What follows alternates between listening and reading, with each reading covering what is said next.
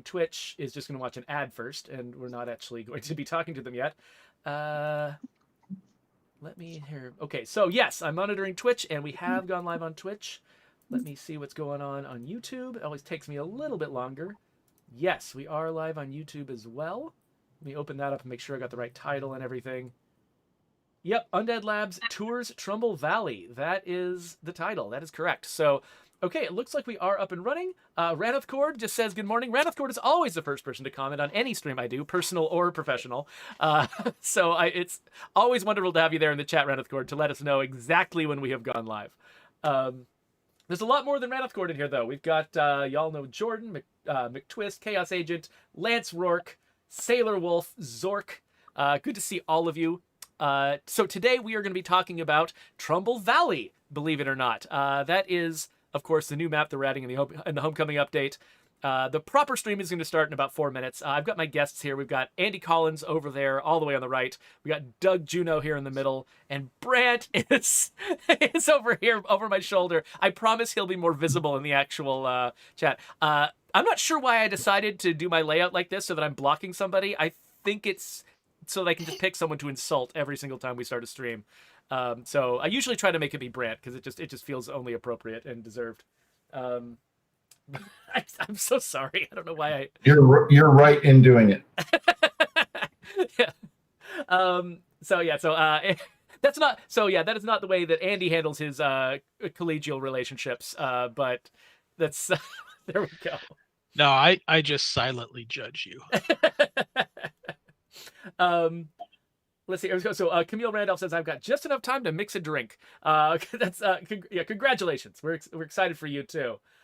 So Winston the Wolf says, you guys have me and my buddy super excited. We bought the first game day one. I've been playing both ever since. Wow. So yeah, you are one of the audience members that we are really hoping is going to appreciate what's here in Trumbull Valley. Because I mean, there's a lot of stuff here that's brand new to everyone, but there's also a lot of stuff that is like homages to stuff that will be very familiar to you, further development of homages that of older stuff that will be familiar. So we really hope you like it. I mean, you are dead center in the middle of the audience that we were thinking this would be most appealing to. We call those meta homages. Zork nobody says, calls it that. Zork says at least Brant's got my back. That's true. I don't know what he's going to do to my back, but he can do something. So we got 2 minutes until we're going to start this thing proper. I got to make sure my notes are up. That's not my notes. Where are my notes? Here's my notes. Okay, good. I didn't actually practice my patter at the beginning of this, so hopefully I don't just ruin the very beginning of this stream. That'll be sad. What am I? I've already ruined the beginning of this stream. It's fine. Nothing but a steady stream of profanity. Yes, exactly. I'm going to start the stream the way they start the Behind the Bastards podcast, which is just like screaming the name of a classic homicidal dictator at the top of my lungs, and see how that goes. Let's not do that. Oh, you don't think I should do that? Okay, fine. Let's see here. Yeah, so Robert Geyer says, excited for the lore. They're there to see, all the answers and, wrapping up of cliffhangers that we're doing with this thing. Oh, way to put a lot of pressure on me. Yeah, jeez. Right. That was one of the goals that we had with this, is we wanted to sort of leave as few cliffhangers and unanswered questions as possible as we're going into, in the future, sometime, an additional game in the franchise. We wanted to leave them a nice blank slate for them to start wherever they needed to in order to make that game work. So we wanted to, tie up our business over on the State of Decay 2 end and let other people worry about the details of the next thing. 10 million players. Oh, Brian Menard, I think you asked me that question earlier at one point about the potential to raise the influence cap. I have raised that question. It's on our sort of future ideas to discuss section. So we'll have to talk about it, because there are definitely a lot of ramifications to doing something like raising the influence cap. It means it's supporting a lot more hoarding and a lot less sort of encouraging people to spend their resources. So we'd have to think about it. But yeah. Oh, hey, it's 3 o'clock. We should probably get started. Everybody ready to go? Yep. Let's do this.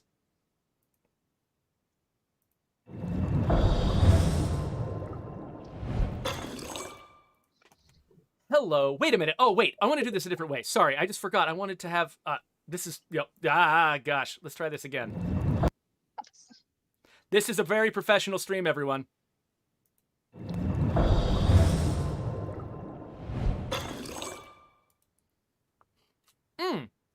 Hi there. Thanks for joining us. This is the State of Decay 2 stream. I'm your host, Jeffrey Card, and the Homecoming update is almost ready to go live.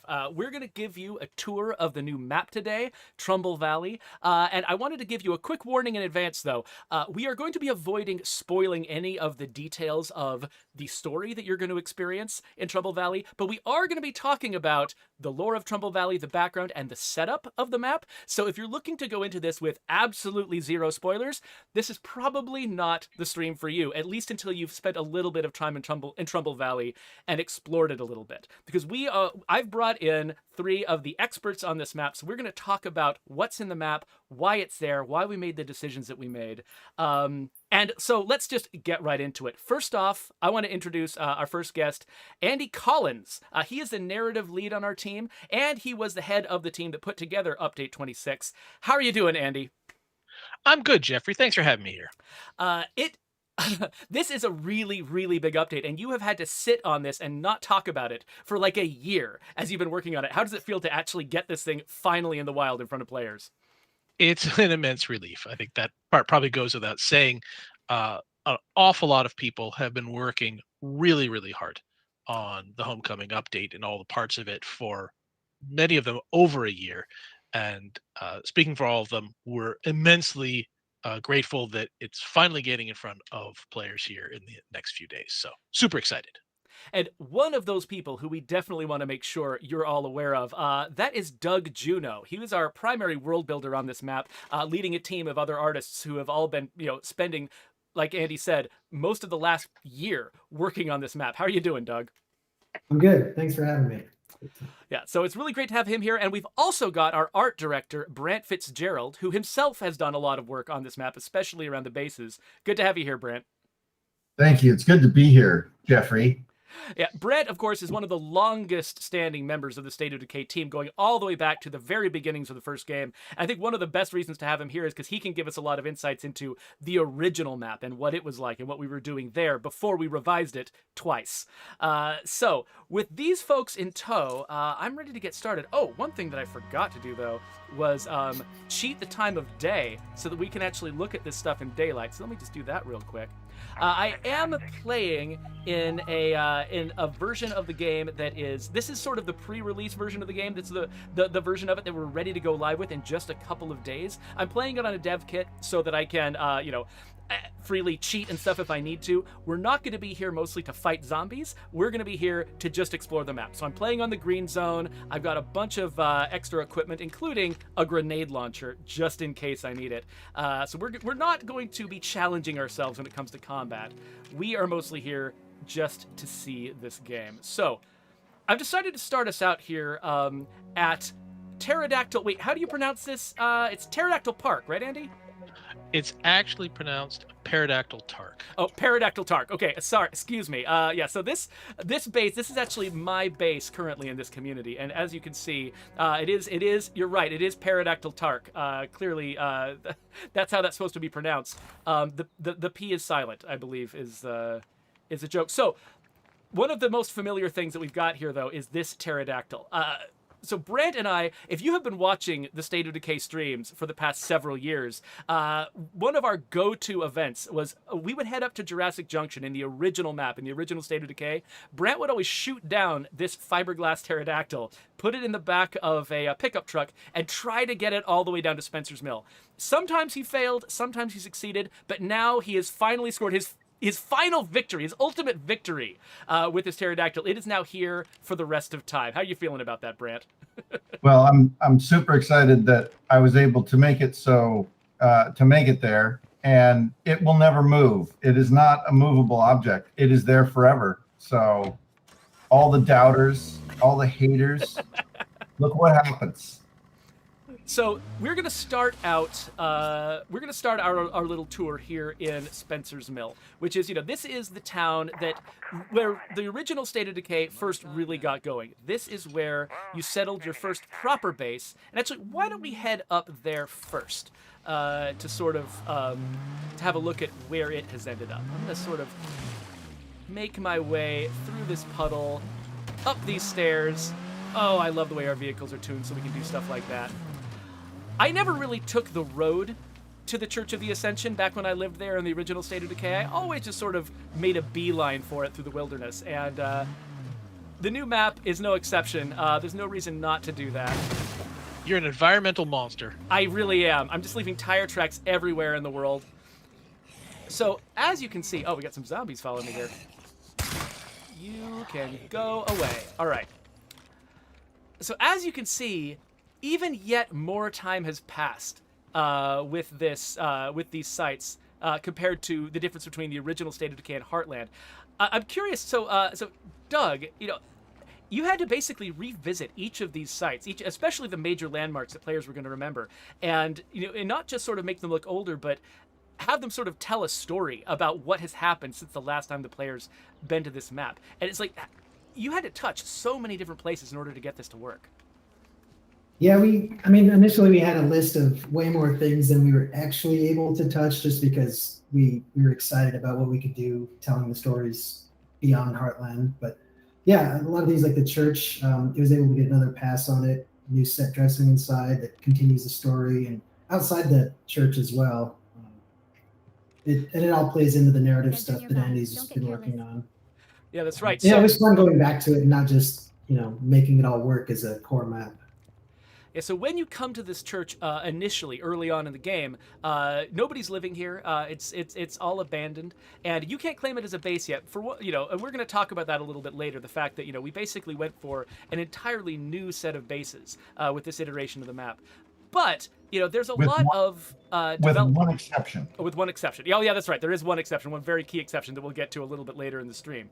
But yeah, so I think that one thing that we did try to do, though, I think Andy could probably speak to this a little bit, is we really we planned out a bunch of story content for this map that can't be seen in any other map, where most of the maps, the way that you experience missions is our missions are designed so that they can work anywhere, so we can have the same set of missions that work on every single map, no matter where you are, no matter where you're settled, no matter what's going on.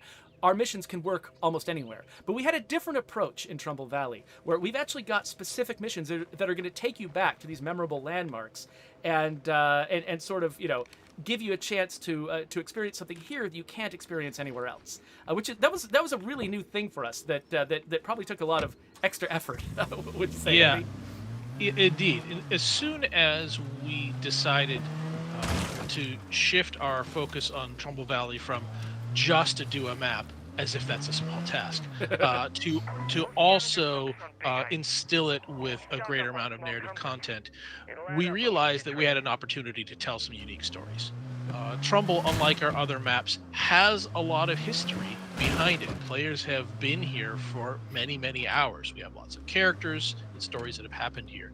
So we felt that the only appropriate answer was to have our new narrative content be unique and play off of those characters, those stories, and those places. So it was a unique opportunity for us to tell some more specialized stories than State of Decay has traditionally told, at least State of Decay 2.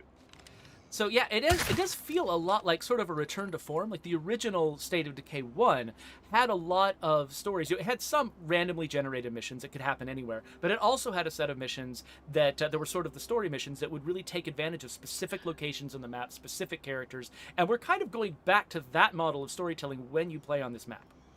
Yeah, I think that's a reasonable comparison. Folks who've played Heartland will remember that version of Trumbull Valley has a very, very specific storyline that you play through, to essentially to the exclusion of all else. This is more of a hybrid approach between what State of Decay does and what Heartland did, or what the original State of Decay did, where you're still going to see random survivors pop up with their needs. You might see many familiar missions and storylines from the core game, but those are going to be interspersed with stories that you'll not see on any other map. Those are the ones that really tap into what makes Trumbull unique.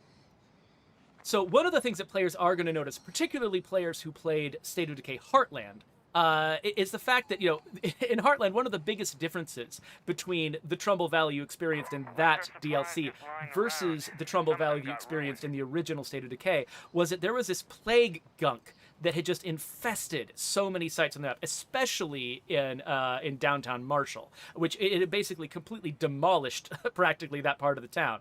And places here, like the Fork in the Road Diner, were just completely overrun with this gunk.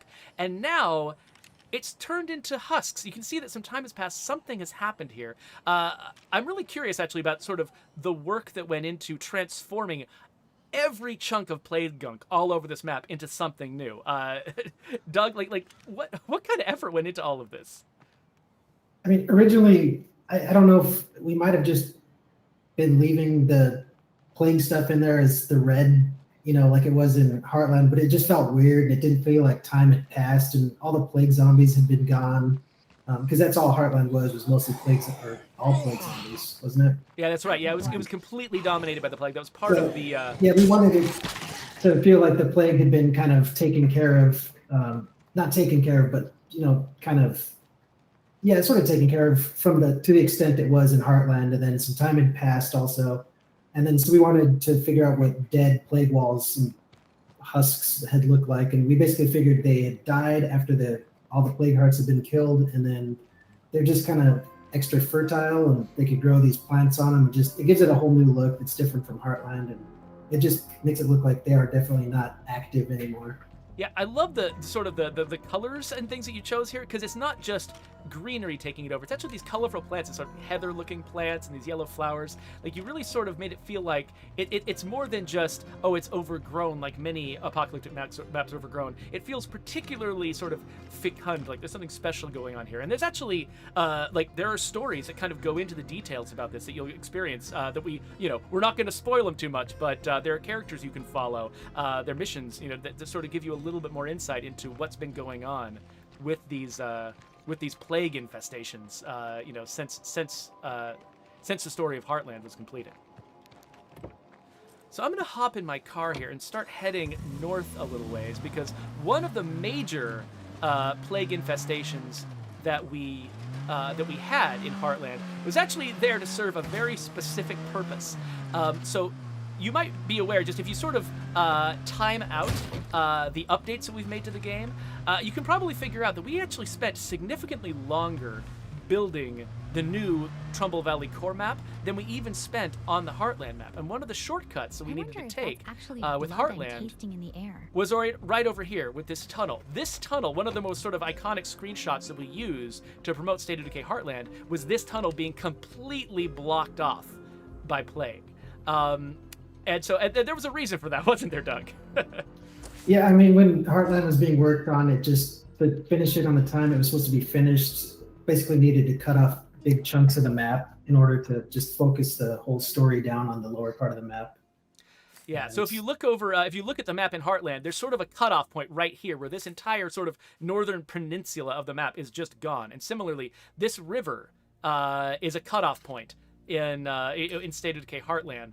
And now this whole section here called Fairfield has been added back in. So, and Doug makes a really good point about how that helped us in Heartland keep the story more focused, right? Those two areas were very crucial in the original State of Decay. They were literally the beginning and end of the story. But in neither of them were you expected to spend very much time. You had an experience and then left, and then you go over to Fairfield at the end and do something and leave again. So they didn't help much. They didn't contribute much to that Heartland experience. So cutting them also really let the player of that game focus much more on that core valley area, that sort of farmland loop. So let's head through this tunnel and have a look at the new version of the Mount Tanner area. So this is a part of the game, part of the map, that was excluded from Heartland deliberately, again, because like Andy said, this was a part of the map that was originally created just to tell one small part of the original State of Decay story.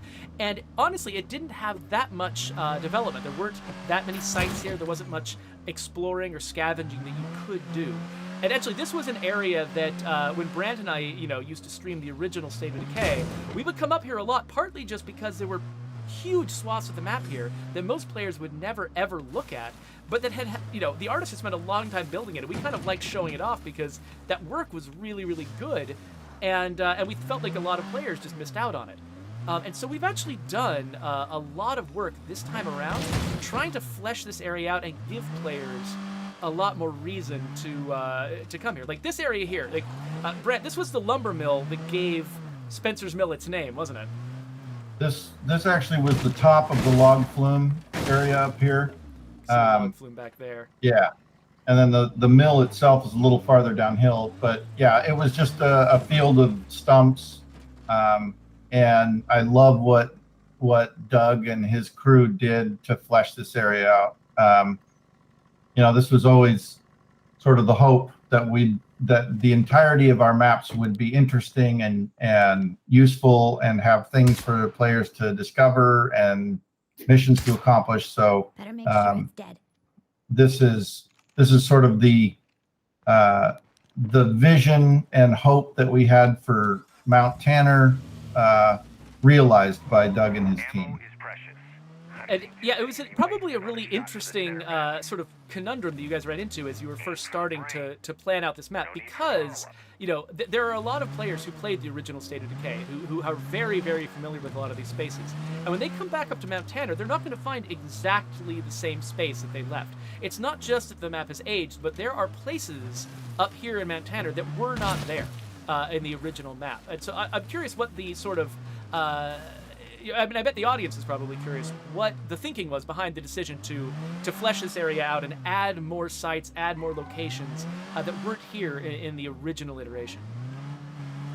Yeah, for a while when we were working on the early stages of bringing Heartland to be a core State of Decay 2 map, we were definitely going to add Fairfield the whole time because there's a lot of sites there and it's pretty dense and it makes sense to add that.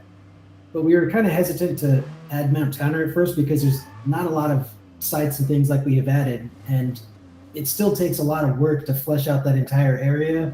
We want it to be worthwhile for players to come up here and worthwhile for us to put in the effort on all that stuff. So the challenge was to try to keep the sites that were there and keep them true to the original game, but also add new things that didn't really distract and make it feel like a completely different area, but also add more just things to explore and more interest to the empty areas of the map. And so when we decided to do that, we figured we were going to add Mount Tanner for sure, and then it became a larger part of the narrative beat. Yeah, I think anyone who's been to one of these state park type locations, that it's not just a road leading out to a campground. A lot of times you can see that there's people who live in these areas, houses along the side of the road, even like small representatives of industry in places like this. And so I love that you didn't just sort of like add a bunch of random stuff. You took sort of the theme of this area and like what it's trying to represent, the feelings and the memories it's meant to evoke, and just leaned really harder into the same thing. So this feels like not like it's a different area, but rather like it's just a sort of a more true representation of exactly the kind of place that Mount Tanner was always meant to be. And now look what you can do. You can cross this bridge in this direction. You can bring a car up here. Like players who have been playing in the beta have called this out as one of their favorite things. In the original State of Decay, you didn't have a car at first, and you were not able to leave this area until you'd been through the initial tutorial. But that meant this area was cut off from a lot of players who wanted to explore it because you don't want to go anywhere without your car. And because that bridge was out, players couldn't bring their cars up here. But now you can drive through all of these campgrounds. You can drive all the way up to the ranger station and see these old places without needing to just do the entire thing on foot, which is like a really nice breath of fresh air. Yeah, that was the other thing, that the original game had the linear kind of progression from the very tip of the map back down toward Spencer's Mill, and without having that sort of progression in a core State of Decay 2 map, it didn't really make sense to keep it as bare bones as it was before. So there's all these like really memorable areas. Like I believe this might be where we first met Maya down here, though there was this is not the Maya area. No, this is where we were introduced to Marcus and Ed. That's right. They walked out of the woods right on the road down where you're headed. Okay, that's right. Maya was a little bit further over, like that direction, wasn't she? Yeah, it was to the. If you're looking at the bridge from this side, it would be to the left of the bridge, down in the river. This is why we have Brent here, because he's always going to remember this map way better than I am. I will say that coming back and working on this map, I never once felt like I didn't know where I was because I spent so much time driving around this map for so many years. I didn't have to ask Doug where something was. Yeah, it's a little different from, say, you know, Providence Ridge, which was completely brand new from scratch. This is definitely, you know, it's sort of a, yeah, sort of a nostalgia trip for those of us who worked on the original State of Decay. So the only warning that I didn't put on that bridge is slow. Oh no, maybe there is a slow sign on there. Because you can get your car messed up if you're going really fast on that jump because it's very severe. Yeah, this Very exciting. Go ahead. It's very exciting. Do it. Jump it. I did not bring my fastest car, but you don't have to. That jump, like, it looks like a normal bridge, but that jump is actually really sudden and really steep, and it will make you fly. I've already done it here, and so it doesn't fire off, but the very first time you make that jump, your character also reacts to the wonder of it, which is kind of fun. It's actually a new feature that we've added to this iteration of the map. And, you know, Andy might be able to speak to this a little better than I could, that we've added these things called discoveries, which actually it's a single word that kind of covers a wide variety of different experiences players can have. One of the aspects of State of Decay that I've always loved is the environmental storytelling that Doug and other world builders have historically added to our maps. I'm thinking about places like survivor campsites on top of buildings and graffiti scrawled on various places. The things that tell you there's a story that happened here, and I wonder what it was. Those are fascinating little anecdotes. Historically, the problem was that we didn't have the tools to allow your characters to react and interact with those scenes. With the new Trumbull Valley map, we've started building some tools that allow us to create those interactions.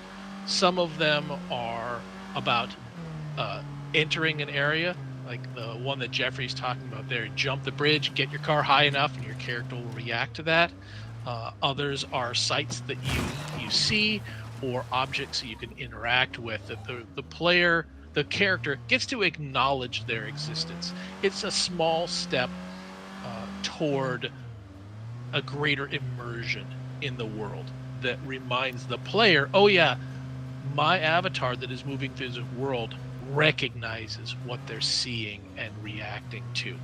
So it was a great amount of fun to find existing places on the map to add those, and also to work with Doug's team to add a few more and let them push their creativity. I'm not going to spoil any of them right now, but this is one of those places where players that enjoy exploring maps for little hidden details, this is the kind of map that I think you'll really enjoy.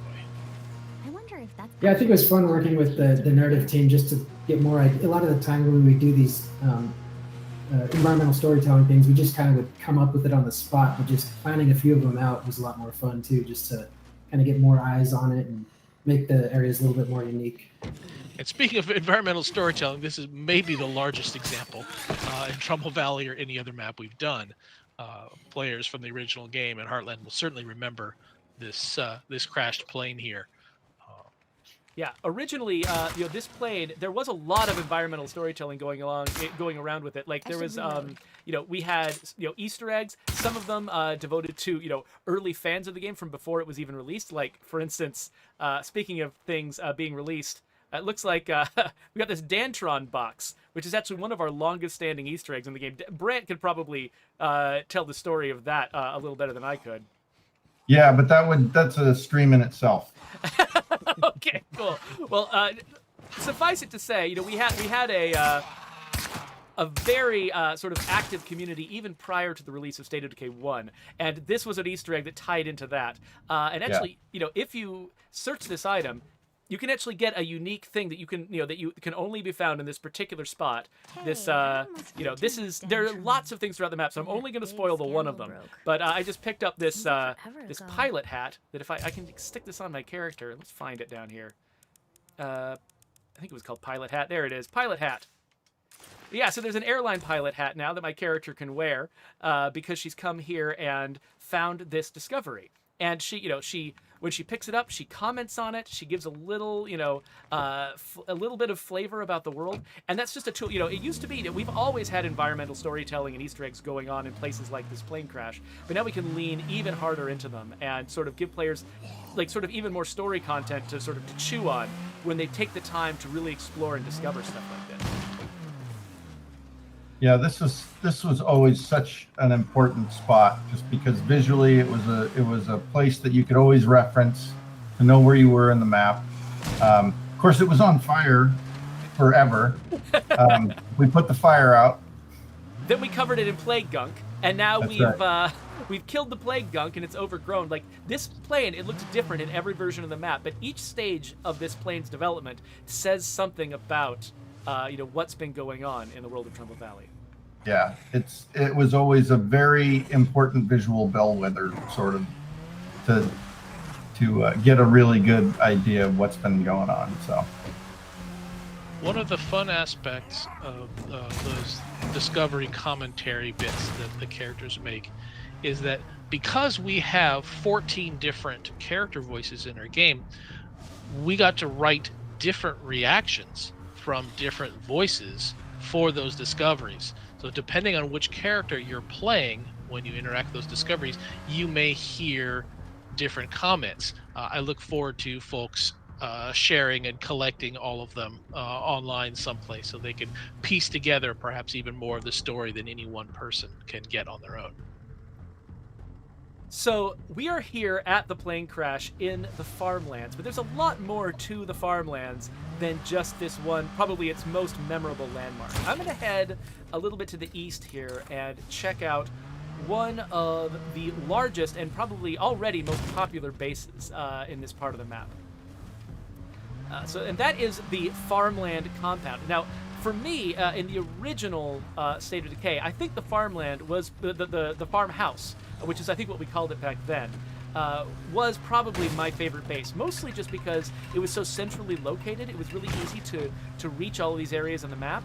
It did have one slight problem, though, which is the fact that it was a fairly small base. It was kind of like it was very similar to the Kirkman and Savini residences in that it mostly just contained this single house. But the farmland compound, and we're going to get into a lot more detail about the strategy of these bases and how they fit together when we do a later stream with Joe and Lucy and Brant. But I just wanted to highlight the fact that people at this base have gotten tired of being right next to a barn that was always infested with zombies, and so they've taken over the barn. So this base has actually now become one of the largest bases in the game, with room for tons of large slots. And it's kind of this location was not only prominent in the original game, it was also prominent in Heartland. This is where you would meet Ray Santos, and now it's one of the biggest bases, probably one of the best end game bases that we have. To me, this farmland base represents sort of a really iconic concept of the zombie survival genre, right? Is you find a somewhat remote and defensible location, you wall it off, and you just turn it into the ultimate in self-sufficiency, right? My current community is in this base, and I'm running, thanks to this base and the outposts I've got, I'm running at a significant profit income in all 5 resources. Wow. And parts. I feel like I could literally live in that base forever, thanks to the space it offers and the ease of access it has in all directions. I love it. So this base is not the only large base that we've ever had in the farmlands. I'm actually going to head vaguely in the direction of the other one, the base from State of Decay Heartland. We're not going to go inside because we do want to avoid issuing too many extravagant spoilers about the story of this world. But this does give me a chance to kind of explore the landscape of the farmlands. The farmlands have always been sort of the flattest, most open area, some of the places with the biggest skies and the biggest sense of a huge open world. And that has not changed. In fact, there's a lot of reward to sort of exploring this area, and I think that one of the things that's been great about the amount of time we spent on this area is the fact that even our most open, widest, flattest areas that could easily have gone with less detail, like Doug and his team were able to put a ton of environmental storytelling and more detail and more interest even into sort of these flatter areas like the swamp and the farmlands. I'm not going to go into detail about what this spot is, though. I think players should look forward to what might go on in this area. Doug, is it tough to take a place like big, wide, flat farmlands and make them visually interesting just because in the real world they're not always the most exciting thing to look at? Yeah, I mean, all the areas have their own challenges, and sometimes it's fun just to try to get it to look like, I mean, there's still rolling hills and there's enough up and down that you could kind of add some rock outcroppings and things in there, and then that gives some areas to explore and stuff like that. So they offer their own challenge, but it's usually a fun challenge to try to figure that out. So I'm not going to go inside Jurassic Junction. So this is definitely an area that players remember the original, the base they used to have in State of Decay Heartland was right here. It is not a base in Trumbull when you play the Trumbull Valley core map for reasons that you can discover on your own. But that was the spot right there where that pterodactyl used to be, and Brant would always shoot the pterodactyl down right here and then take it all the way back to the trailer park where it lives now. So you can take that journey again and sort of see how far that is on your own time. But for right, it's always tough to go back to someplace that you lived before. See how people have changed it. Yeah, totally. So for now, though, I think we're gonna head down to Marshall. So the next destination that we're gonna look at is downtown Marshall. Downtown Marshall was actually a particular challenge when we were building the Heartland map, and I'm wondering if Doug wants to sort of rehash a little bit of sort of the challenges we had there, because when we went from State of Decay 1 to State of Decay 2, the visual fidelity of our world went up quite a bit, and there were things that we could build in State of Decay 1 that presented new challenges for us in State of Decay 2. They forced us to make some changes.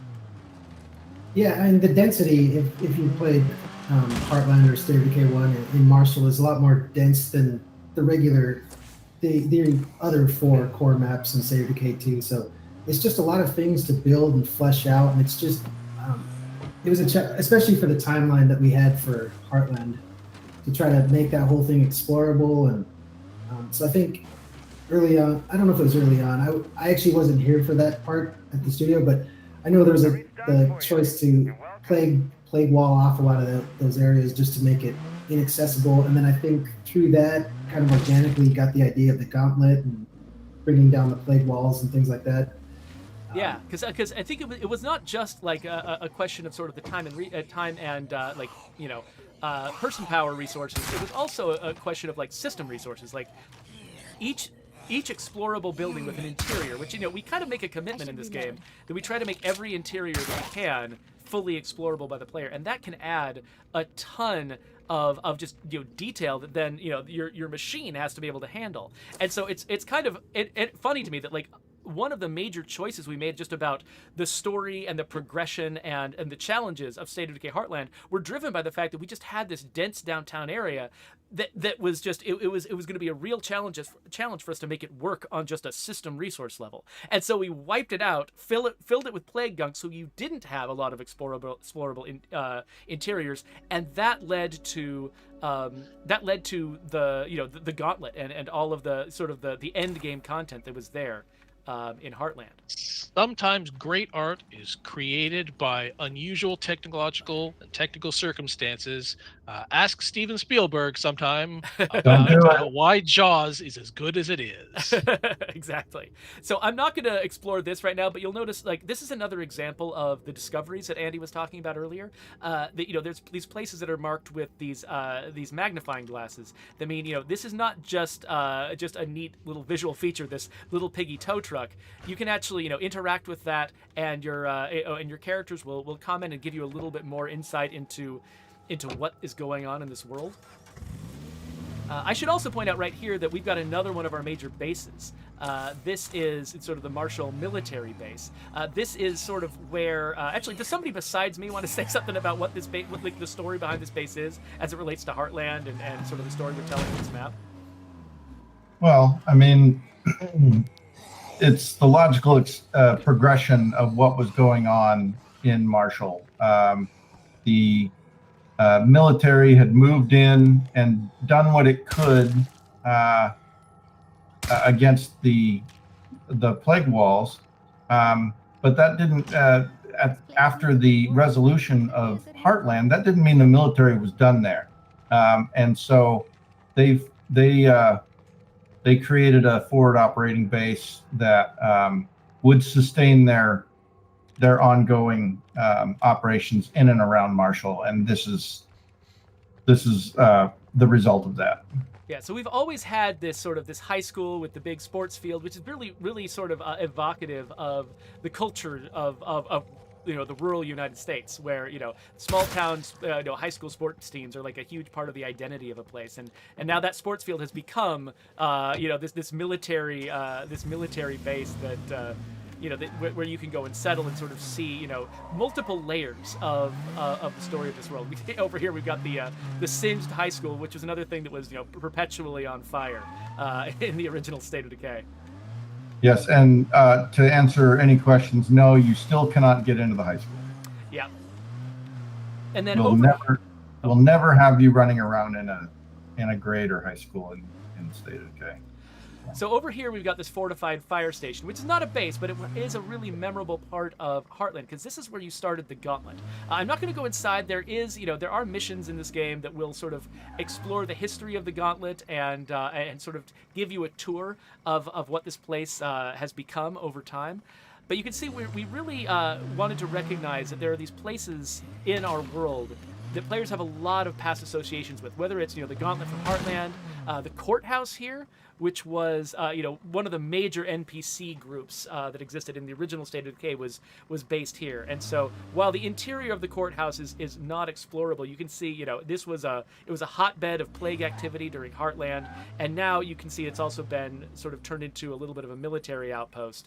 And this is another spot where each of these locations, we tried to have some of our mission content sort of touch base with each of these locations and make sure that players got a chance to really sort of see highlighted some of these places they have positive memories of. I spent a lot of time at the Savini residence over here, which was a base in the original State of Decay. And of course, it was a really interesting challenge from a narrative standpoint. How do we balance the love that we and our players have for the prior stories on this map with the needs of the players who will be new and don't know those stories? So we tried to strike that balance, right? Find opportunities to bring players to familiar locations that might have some resonance if they're old veteran players of our game. And even if they're not, they're still very visually interesting and narratively compelling for you to visit these various places. So hopefully we struck that right balance. Yeah, one of the questions I get a lot from players, honestly, is players who played the original State of Decay 1, a lot of them considered Snyder's here to be the OP base in State of Decay 1. It was the place that a lot of them sort of finished their game. This is where they had settled, and they were like, why can't I settle in Snyder's again? It's such a familiar place. And a big part of that was, we needed to make a decision about, were we just going to go back and sort of lean entirely into nostalgia and let players sort of go back to places that were familiar, like we did with the Farmland compound?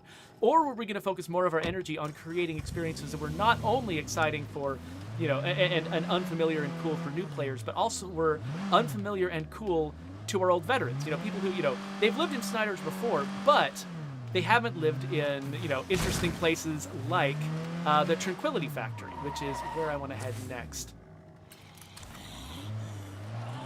But yeah, that was kind of a, an interesting decision that we needed to make, that, how much were we going to devote to, nostalgia, leaning into, letting players visit places they'd seen before and have new experiences there, and how much did we want to sort of surprise players and let them discover new things that they'd never seen before?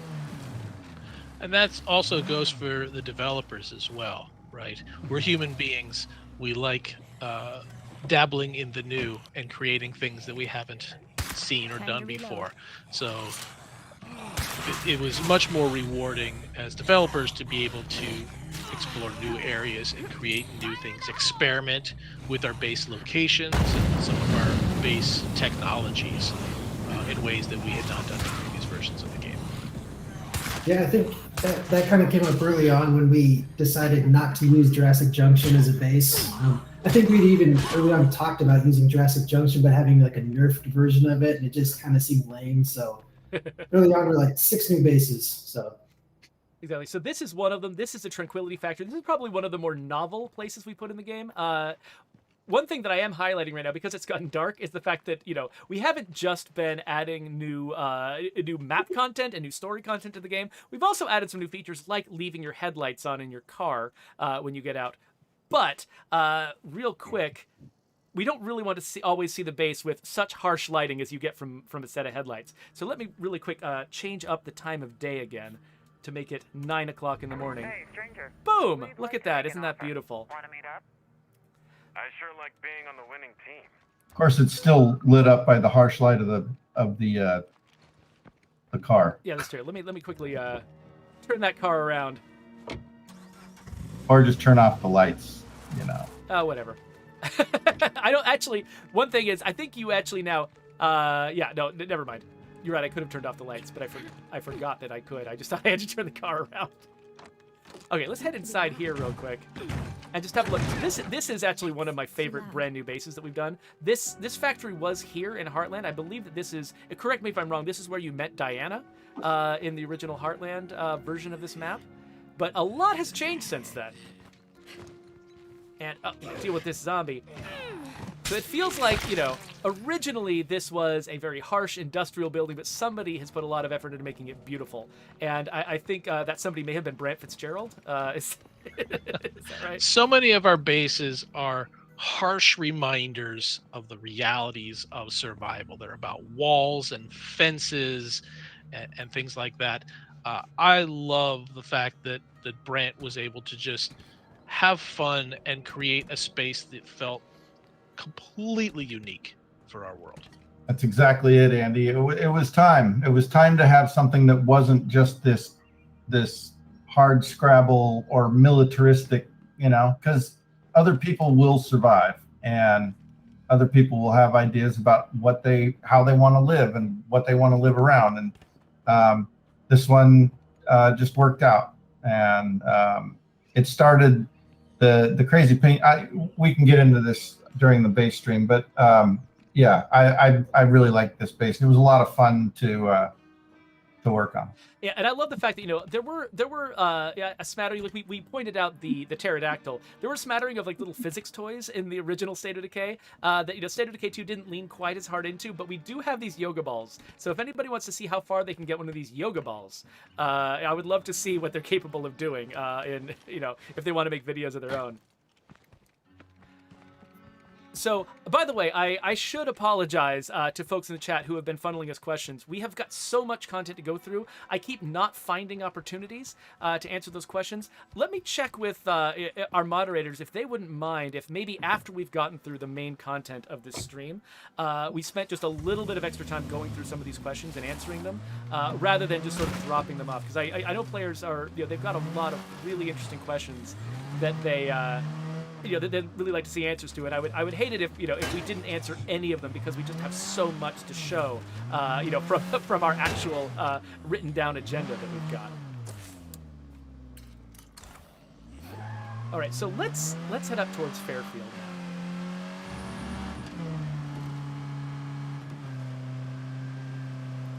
So Let's see. Okay. Dennis Okiba asks about what about the new bounty pack, and I think we're going to plan on talking about that on an upcoming stream. Yeah, we're going to get into a lot of detail about that this coming Wednesday, on release day, basically. When the bounty pack goes live, that's when we're going to talk about it. So yeah, we'll go into a lot of detail. That we'll get Dan and Mark in here.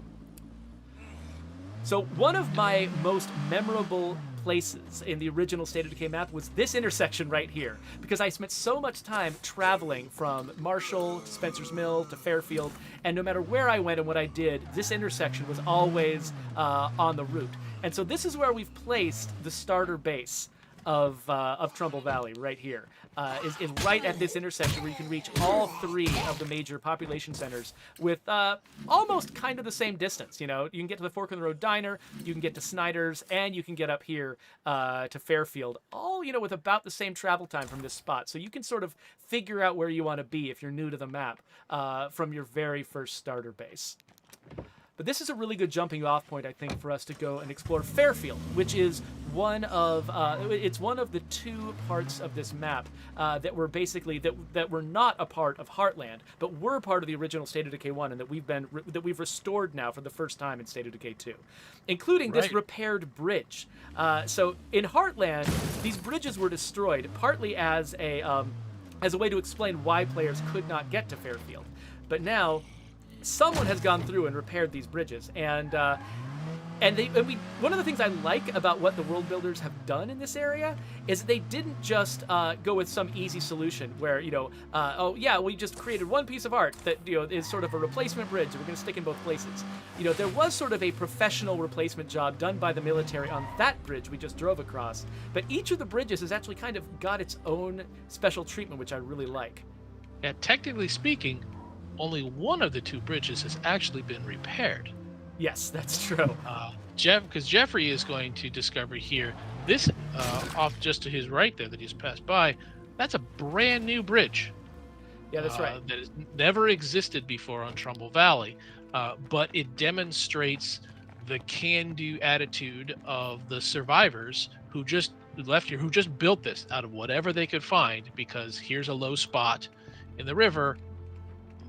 We're going to build a new bridge there that we can drive across. So totally changes the flow of this area of the map.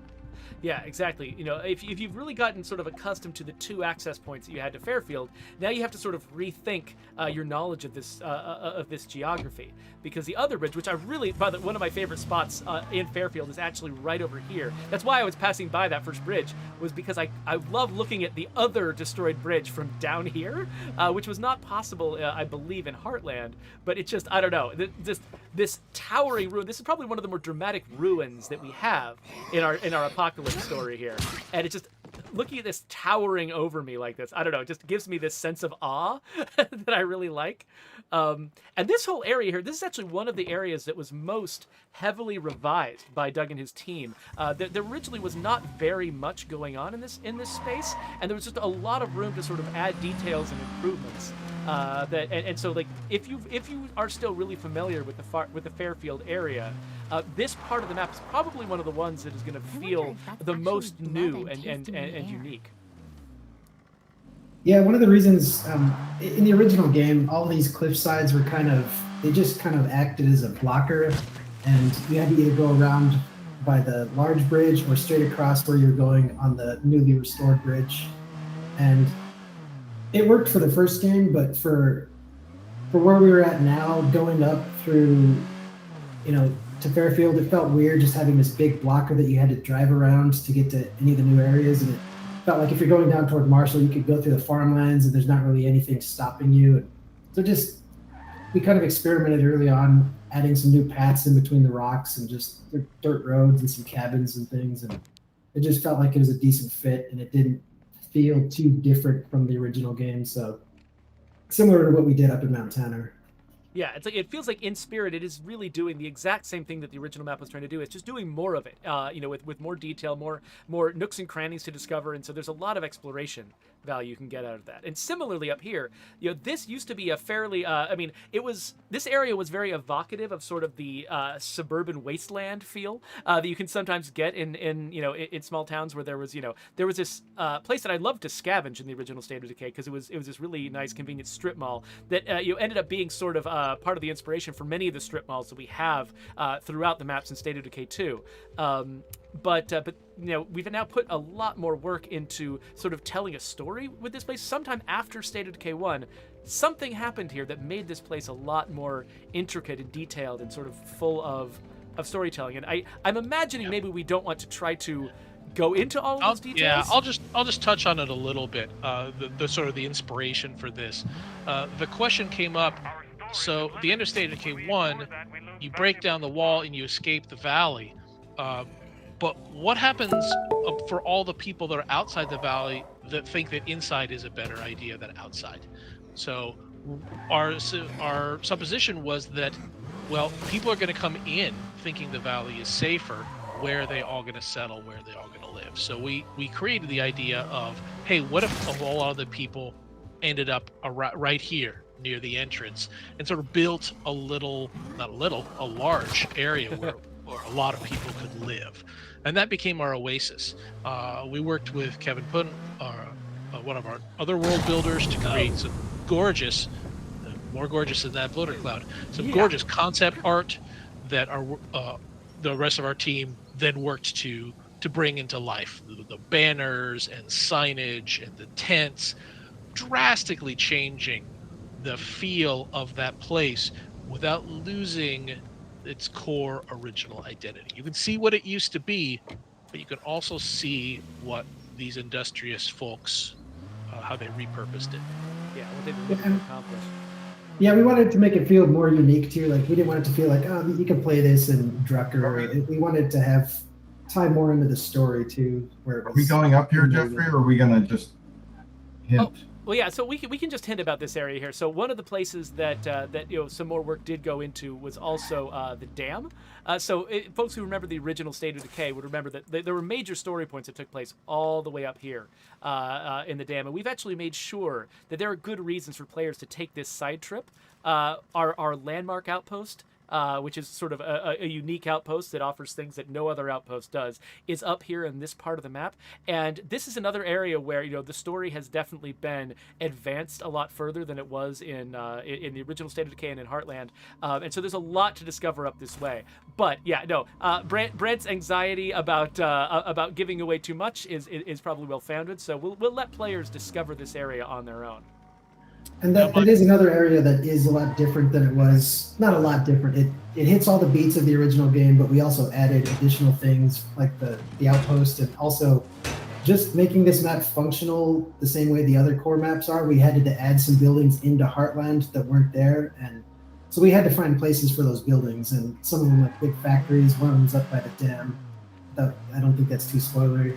Yeah, no, that's true. But another reason it's way up there too is just the way our memory works. I had to place it way far away from Marshall, and you're over memory, and so some choices they're kind of a necessity to get the map functional and running. Yeah, so that factory that plays a huge part in sort of the late game of our legacy arcs. It used to be around here somewhere near a lot of the other buildings, but yeah, Doug moved it up here. It was a lot closer to that military base, the bridge base. Oh, that's right. And it was just adding 5 or 6 megabytes of memory. It was way over, so. Yeah, so like as Andy was pointing out earlier, it's kind of fun how a lot of the inspiration for some of our best artistic choices often come from the constraints that are on us, not just the open-ended opportunities. Because I think that area with that factory actually looks really cool now. It's a really great place to stick it. I mean, when you're getting to the end of the game, going up to a place like that is really sort of a dramatic part of the landscape feels really good, and we probably wouldn't have gotten there if it weren't for those constraints.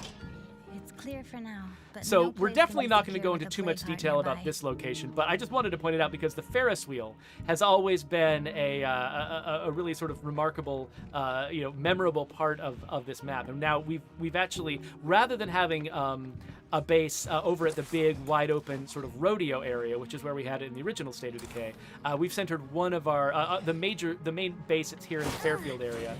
Is specifically over here by one of the most memorable landmarks in the Fairfield area, which is this Ferris wheel. So players are definitely encouraged to check out what's over here. There's a lot of really interesting stuff. Yeah, that one was super important for me. I wanted to make sure that we included the Ferris wheel in a more interesting way this time. Swampy Swamp on Twitch asks, is there a lot of Easter eggs in the map? And I mean, my answer to that is the map is mostly Easter eggs at this point. Oh, I can't go through there. Yeah, so this is the original rodeo base over here, which which is no longer a base, just like most of the places, with the exception of the farmland compound. Most of the original bases of State of Decay 1 are not bases, but there was still a lot of work that went into developing these locations as memorable, interesting locations to explore. So that if you are one of those players who's got a lot of nostalgia for the time you spent in a lot of these bases, there's still plenty of stuff for you to go there and explore to remind yourself of a lot of those fun memories. But at the same time, Doug and his team put a lot of effort into creating new areas. Like there might be nooks and crannies in places like this, that you're likely to be able to discover. I'm not going to go in there, but if players want to explore, they can. And now I'm just going to fling myself off a bridge. Oh, this is one change that was not in Heartland. I did add that path next to the bridge, just because we're getting a lot of feedback that it felt kind of lousy having one bridge being rebuilt, and if you go turn around the other way, there's that path. Are you talking about this path up here, or something that I left behind? No, the one that goes up the hill toward the broken bridge. Oh, got it. It's from the river, but we're getting a lot of feedback that since one bridge was rebuilt, players just kind of expected the bridge to be rebuilt on the other side. You get there, it's still broken from Heartland, so. And you can also use rivers as highways, of course, like you always can in our game. It's great. I'm still finding new and fun stuff that Doug and his crew created for this. And like, I'll sit at home laughing maniacally to myself when I find something like that. You and your crew have hit it out of the park, Doug. It's the most entertaining map I think we've ever done. Yeah, I remember commenting fairly early on that it was sort of disappointing to come down this road and end in a dead end.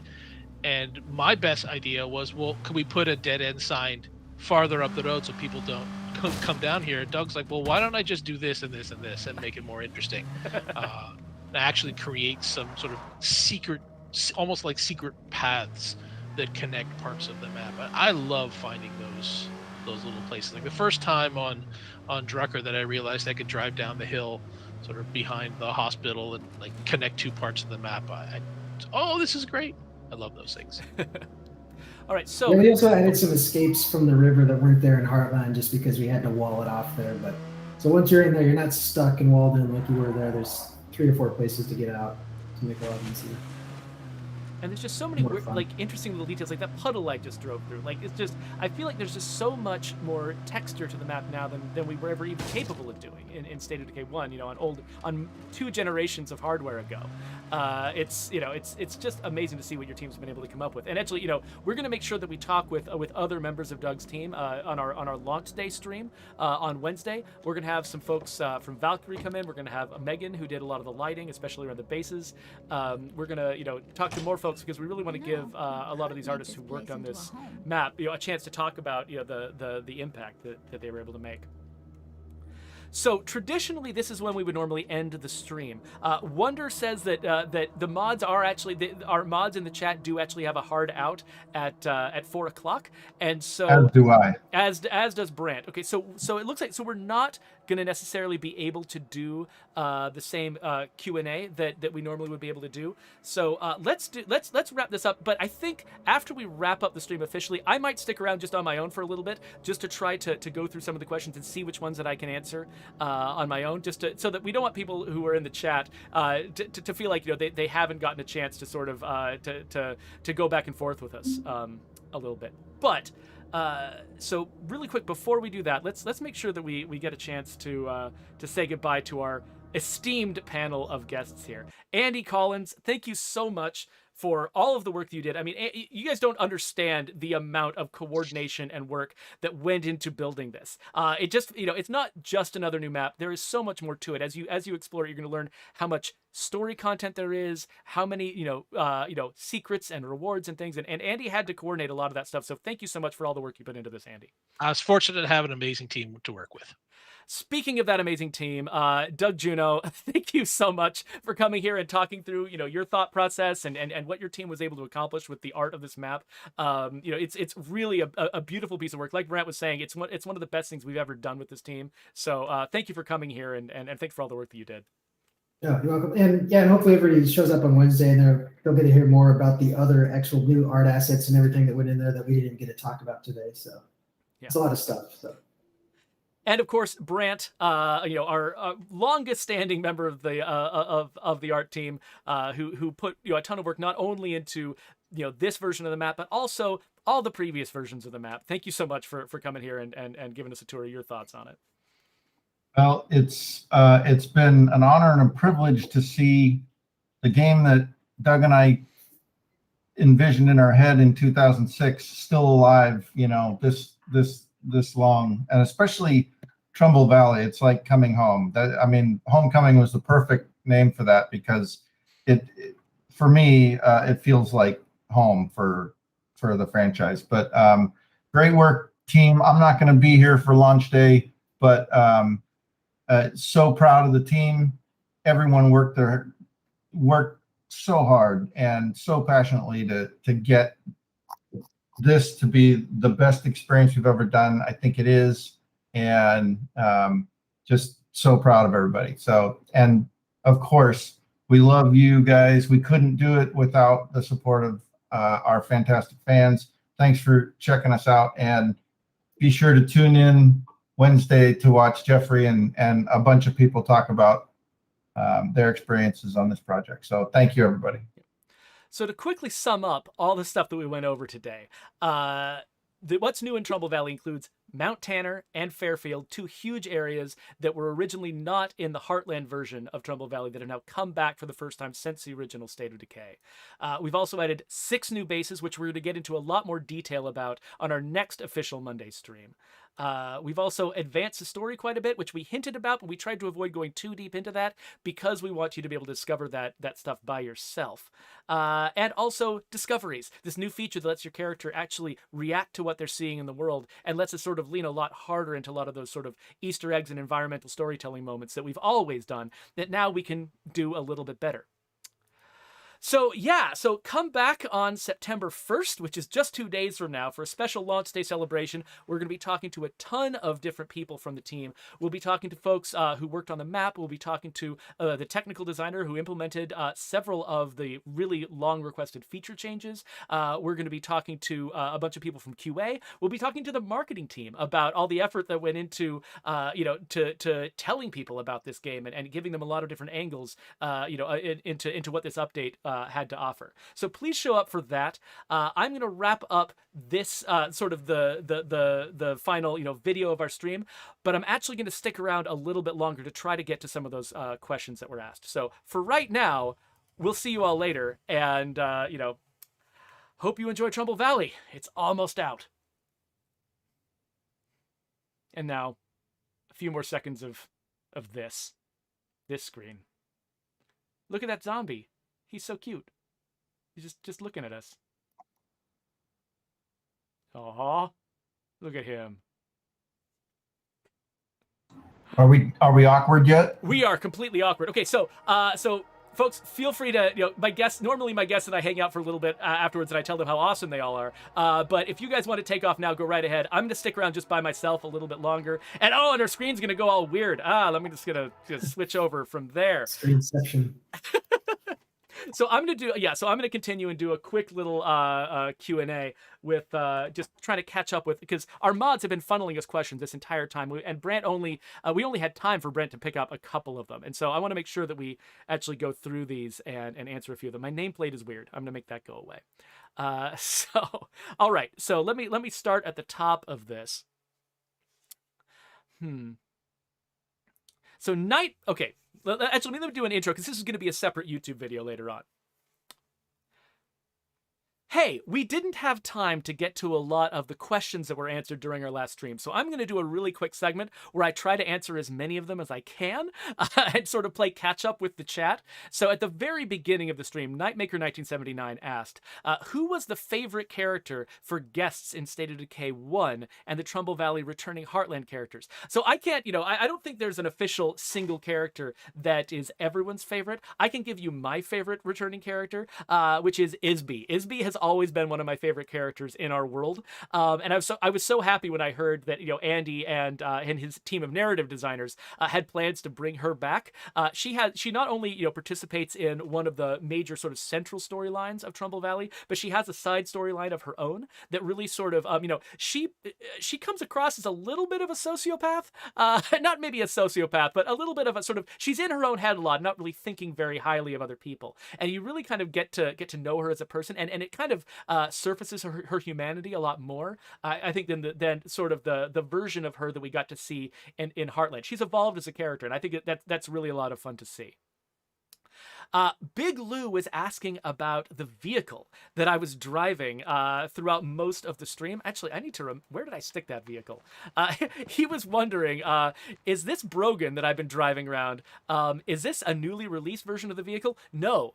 This is an unreleased version of the vehicle. This is a vehicle that we've had in the game for a really long time, and we have never released it to the public, and we still have it. It's not in Trumbull Valley. I was driving it around specifically because I was curious, you know, how the audience would react to seeing this vehicle, and if they're interested in maybe seeing more of it in the future. We haven't figured out what we're going to do with this one yet. It's been sitting in our back pocket forever, the same way the Wizard van was, and we haven't decided what it's for yet. So, you know, it's kind of hard to see because of all of the sheer number of zombies that I hit with it. It's kind of hard to see the art here, but it looks like, yeah, there's a lot going on this car. So if folks are interested in it, please let me know, because I would love to find an excuse to get that vehicle officially into the game. Let's see what else we've got going on here. So Bob Cadaver says, I kind of wished that the church was a base for nostalgia purposes. So yeah, the church does play a role in the story as we tell it. So folks who have nostalgia for the church, you're going to definitely get opportunities to spend time at the church, experiencing content that, you know, I just don't want to get into any details about it, because, you know, I feel like the church, while it would have had value as a base if we had decided to make it one of the bases, the role that it's playing in our story now, I think, actually ends up being a little bit more important as far as sort of, you know, wrapping up the storylines of some of these characters. So I'm really happy with the decisions that Andy and, you know, Doug's teams made about what to do with the church, and I hope that you enjoy it too. We didn't just forget about the church and just you know, do a little bit of art there and then leave it behind. The church does play a role, and I hope you enjoy what you discover there. Let's see here. Oh, so Angel Eyes asks, one of the Xbox achievements is having 4 Red Talon facilities in your base. If you get the Red Talon base, do you get that achievement? So I haven't tested this. My assumption is no. When we made that base, we remade all of those facilities as built-in versions of themselves, and they also needed to get a bunch of new actions on them. For instance, you know, each of them is destroyed in a certain way, and we needed to give you some means of repairing them. And I won't get into details about exactly how that works. There are other you know, videos out there where people walk through the entire process for you, so you can look this up if you want to.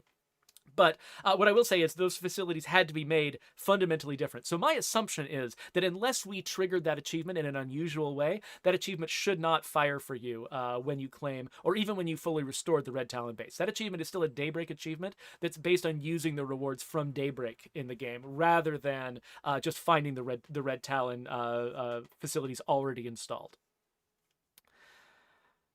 Doug Dimmadome asks, how much time has passed since the first game in this version of the map? That's a really interesting question. So if I still had Andy here, I would probably ask him to give me the definitive answer to that. We have always been saying that it was about 12 to 18 months that passed between State of Decay 1 and State of Decay 2. State of Decay 2 includes Heartland, and this map takes place significantly after Heartland. And so it's probably somewhere in the 18-month to 2-year range from the original State of Decay, but that's a very eventful 1 to 2 years. So it's you know, more aging than you would expect an area to go through in that amount of time has happened in Trumbull Valley, because this has been a very, very eventful place. Jack Stafford asks, will you be able to find the Echo weapons like in Heartland? Are those still Heartland exclusive? Yeah, so the Echo weapons are still exclusive to Heartland and to the Trumbull Valley pack from the Bounty Broker. You can also find those weapons there. So there's two different ways you can get the weapons. You can get Echo weapons into your normal game via the Bounty Broker if you really want to have them that way, but the Echo weapons are not built into Trumbull Valley. We actually have an entirely new set of weapons that were added that are exclusive to Trumbull Valley, weapons that are themed to the network and Red Talon and the experiences that those factions have had settling and trying to do things in this territory. So so rather than the Echo weapons, you've got a whole new set of weapons to discover. And so, you know, again, there are other content creators who've made videos giving you tours of some of these weapons. So go ahead and look those up if you want to find them out early, or just go exploring yourself. A lot of them are available via that discovery system, where if you look for those magnifying glasses and other things, on the map, you'll be able to track those down and pick up those new weapons. So Protender asks, where does this map's story fit into the timeline? Are they before Heartland? No, as we were mentioning earlier in the stream, they were after Heartland. So so basically the three stages of the Trumbull Valley saga are State of Decay 1, which happened, right on the heels of the outbreak. Heartland, which happened, around a year or more after the outbreak, when Trumbull Valley became sort of this hotbed of new plague mutations and new plague behaviors that no one had seen before, that the player has to come in and resolve. And then the new core Trumbull Valley map takes place after Heartland, after that major plague infestation is handled, and you're seeing sort of the aftermath of that for the characters and where they go with their lives in the wake of that really sort of life-defining event. So Cryochamber asks, do you use your own community for this anniversary version of the map? Yeah, so this is so the new Trumbull Valley map is a normal core map. In fact, if I want to drop back into gameplay here, you can see that, I'm not standing in my actual base. My base is Pterodactyl Park, but I've got right here, this is not a Heartland community. This is not a specially dedicated community that was created just for this map. This is a normal community that I could have brought from any map. So if you want to play in Trumbull Valley, there's a couple of different ways to get in there. You can create a brand new community that just starts on Trumbull Valley using the normal route that you would normally take into Trumbull Valley, into any map in our game, or you can move one of your existing communities to Trumbull Valley. And if you've never done that before, I can show you right here. So every map has got icons like this at the edges. Most maps have 3 of them. This map only has 1 because what part of the story of Trumbull Valley in the original State of Decay was it has only 1 exit. And so we couldn't really violate that. So this is the exit to Trumbull Valley, but once you have upgraded your command center 1 time to be a command center 2, that automatically unlocks the map exits. And so this icon will go from being gray to being black and white and sort of bright and shiny. And once it's bright and shiny, you can drive a car up here and it will prompt you and ask you, are you ready to leave the map? And if you do that, what's going to happen is it'll be just like moving bases. We'll basically sell all of your facilities and you will move your characters, everything in your supply locker, all your resources, including the resources you got refunded from us breaking down your facilities, and you'll take them to your new map and you'll land at the starter base of the new map. Let's see what else.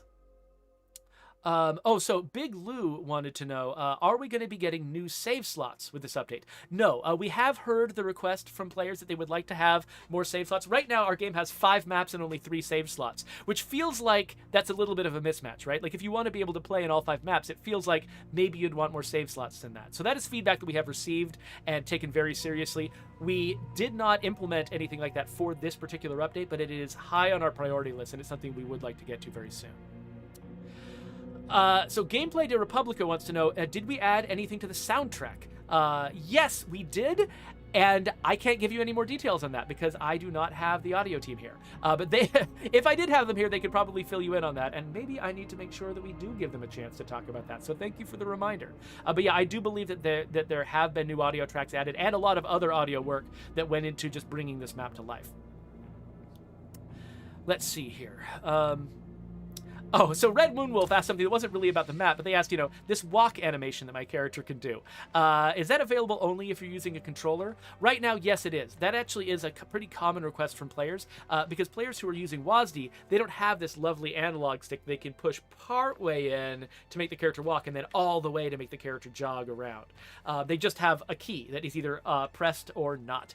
And so, players who do not play with the controller don't have the ability to make their characters walk away from explosions like cool people, and so that's kind of a missing feature that we'd love to be able to provide. It's on our list. I hope that we get a chance to get to it, because I understand that there's a lot of players, especially players who like to create content to share on YouTube, that sort of thing, that like to be able to make their characters look a little cooler, and we totally understand that. We'd love to do it at some point. I'm not sure where it falls exactly in our priority list, but it is something we would love to get to at some point. We just need to figure out what button it belongs on, which is a little bit of a challenge.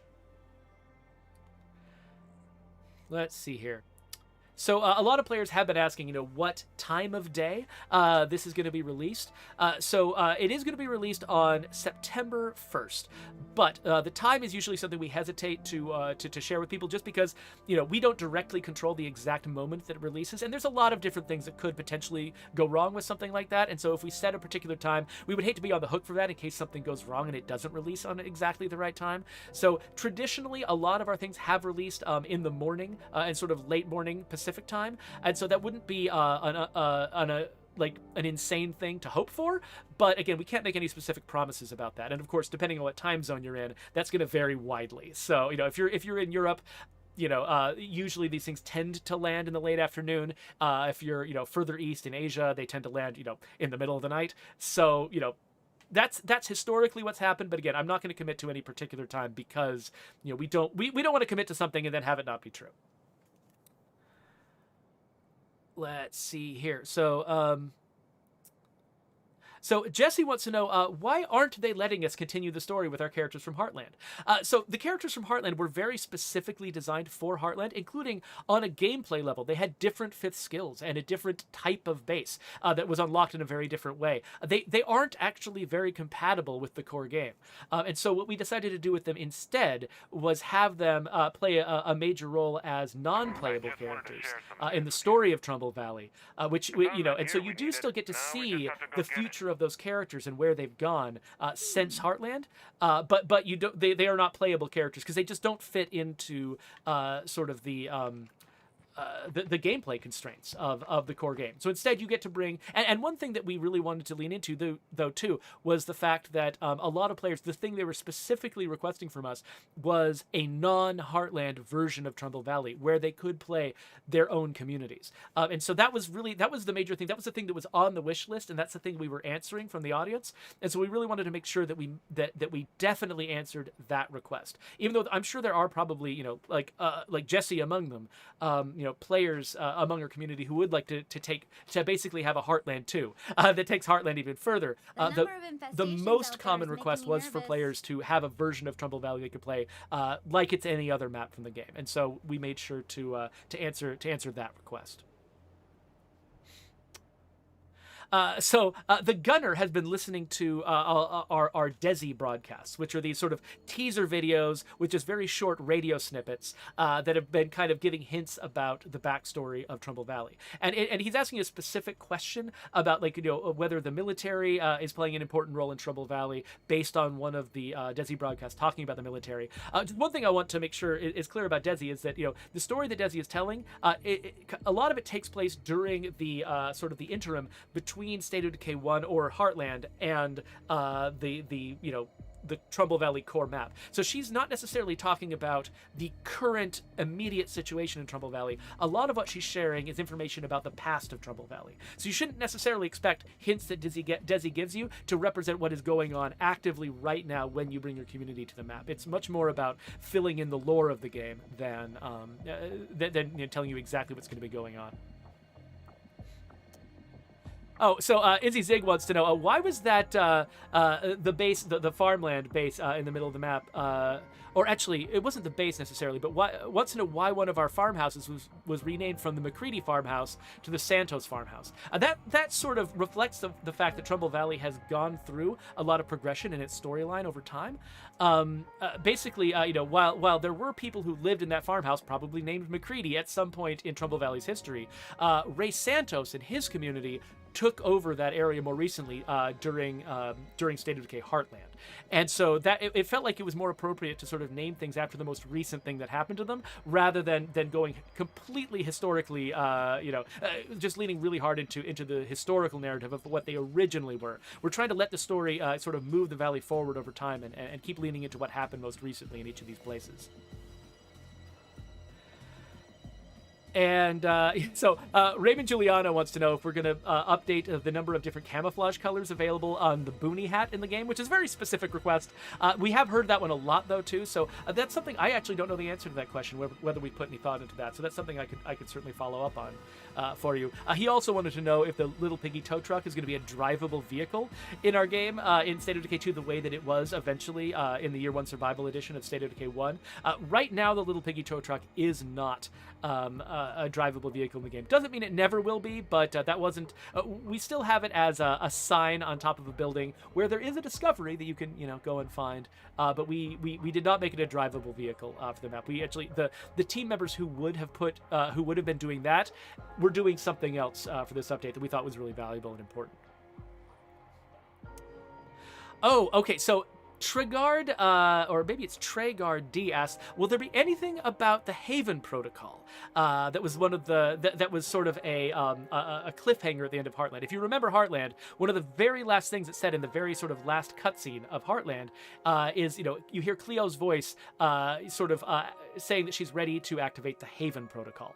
And so that actually is one of the storylines that we pick up in Trumbull Valley, though exactly how we pick it up and what it leads to, not ready to share that spoiler quite yet. Some people have discovered it already, people who are playing in the beta. If you're really hungry for the information, I'm sure you can track it down. But if you play in the map and you follow sort of the main storylines that get unlocked as you explore and as you accomplish different things in the map, you will eventually get an answer to what the Haven Protocol is and what Cleo has been up to on this map.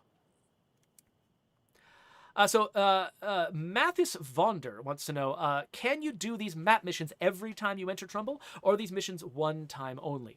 These missions, our intent is for these missions to be one time only per community, which means that if you make different communities and keep coming to Trumbull Valley, you can keep playing them again and again. But if you have the same community and they go to Trumbull Valley, they leave and go to, say, Drucker County or something, then they come back to Trumbull Valley, those missions, if everything went right and we don't have any bugs, those missions should actually not only not replay if you've played through them all, they should actually pick up where they left off if you left halfway through them and then came back, which is a new feature. We've never done anything like that in State of Decay 2, so which is why I'm like crossing my fingers and hoping that we're right and we didn't get it wrong somehow, because we haven't done it before. It's a brand new feature, but yeah, that is the intent, is for them to be one time only per community, to feel like they're real, like they really happen to your people, they're part of their story, not just that they are just a sort of a recyclable piece of content that you can just see again and again and again.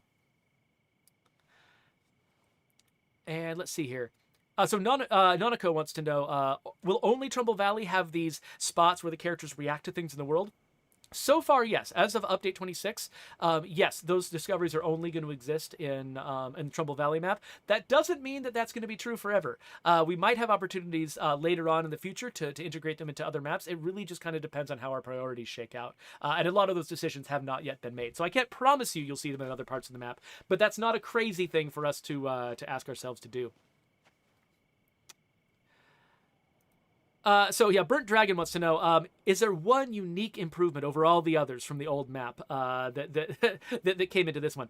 Honestly, like it's really hard to call out any one single improvement because there are so many. I'm personally a big fan of all of the added development that went into Fairfield, which is a very broad answer to that question.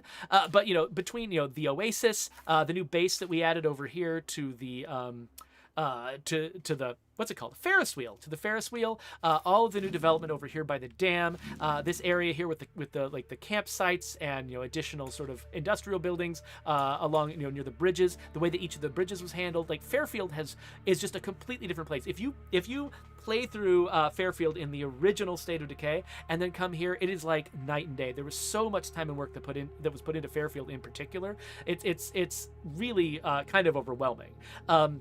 I should underscore again that the team that builds the maps, they spent a lot of time building Heartland originally, but Heartland, we spent about 7-8 months maybe on Heartland. We spent over a year on this iteration of Trumbull Valley, and so and we started from Heartland. So not only did we just have all of that Heartland work already put into this map, but then we did an additional, we even spent longer after Heartland putting all this additional development into this map, and a lot of that work went into Fairfield. And so it's really where you're going to see a lot of this team's best work is right here in Fairfield. So I'd really recommend that people check that out.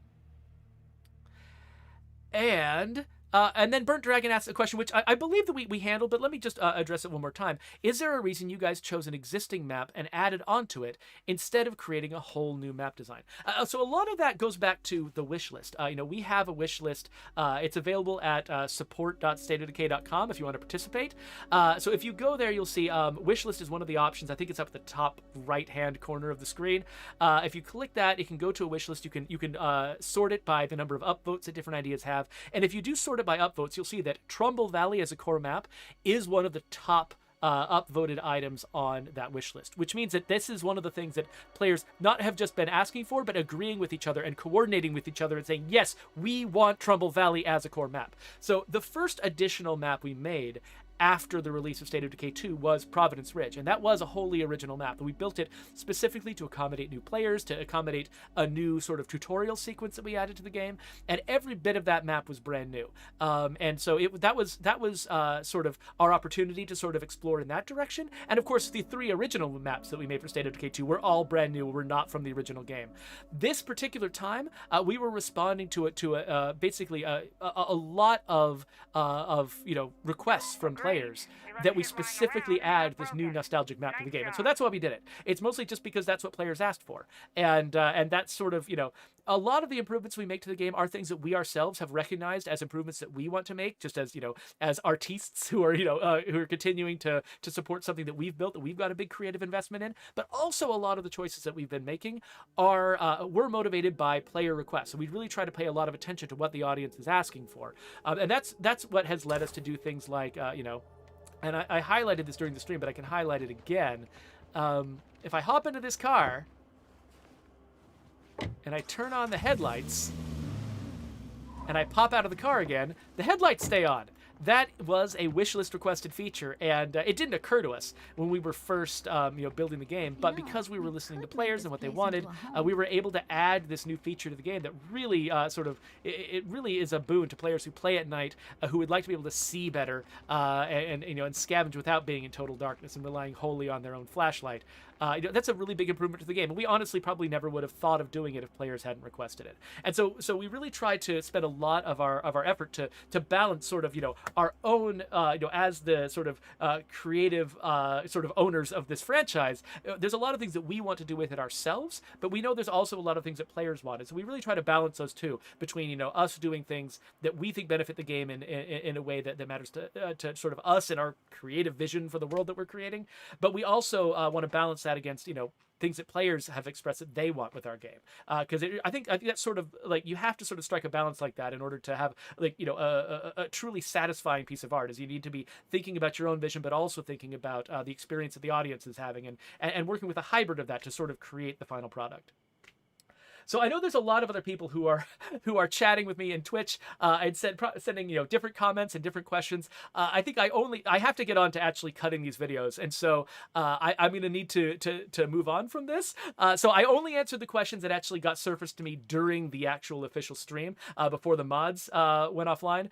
But thank you all so much for watching this stream, for asking all these questions, and for participating in places like our wish list, because it's our communication with you that lets us know what you you, the audience, want from this game, and that's a huge, massive influence on what it is we decide to do, and our ability to make, you know, satisfying and exciting improvements to the game really depends on you telling us, you know, about the experiences that you're having. And sometimes that means we'll do the exact things that you ask us to do, and sometimes it means, you know, we'll use your your feedback as sort of a starting point for ideas of our own. But either way, you know, that this relationship that we have with you is critically important to us. So thank you so much for attending our streams, talking to us, giving us your feedback, letting us know what you think, and all of those content creators out there, like, you know, the folks that I've been watching, particularly in the wake of the beta launching, Brian Menard, Sunny Games, Arvid, you know, a lot of you folks have been just incredibly valuable voices in sort of giving us feedback on how the game works, and also communicating with all those players out there who really want to understand, you know, more deeply what's going on in this game. You guys add so much to what we've been doing that we really appreciate it. So thank you all so much. With that, I should probably get out of here. So let me just go back to the outro screen, and we'll do another sort of YouTube video outro. And this time it's real. This time I'm actually going to go away. Thank you all so much, and goodbye. That was a whole 30 minutes. What was I thinking? Oh my gosh, my voice is going to die.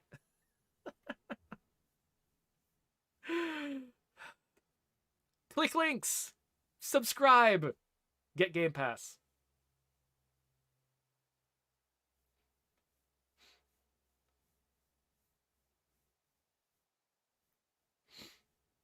Oh, by the way, Raneth Cord wanted me to point out that our stream on September 1st is going to be at a different time. I forgot to say this, and he told me at the time I was building this presentation that I was going to forget, and I was correct. He was correct. It's going to be at 1 o'clock Pacific time. It's going to be 2 hours earlier than it usually is. If you tune in at the usual time, you'll be tuning in right after it ends. So definitely come in 2 hours early on Wednesday. Thank you for reminding me of that, Raneth Cord. For everyone who's still here, now you know. And knowing is half the battle. G.I.